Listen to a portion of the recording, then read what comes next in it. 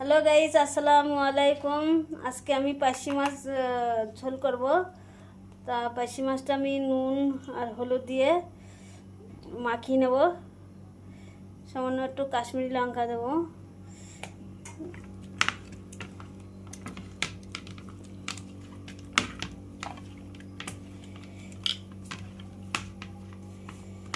তেলটা গরম হয়ে গেছে, এটাতে মাছটা দিয়ে দেবো। ঝোল করবো তাই এখানে আমি পাঁচফোড়ন দিয়ে দিলাম, পেঁয়াজ কুচি, পেঁয়াজটা লাল লাল মতন ভাজা হয়ে গেছে। একটু আদা বাটা, রসুন বাটা, কাঁচা ঝাল, লবণ, হলুদ, কাশ্মীরি লঙ্কা গুঁড়ো, জিরের গুঁড়ো,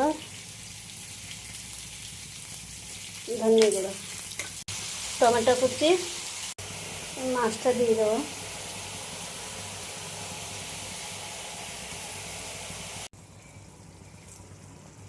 এবার ধনে পাতা দিয়ে দেবো।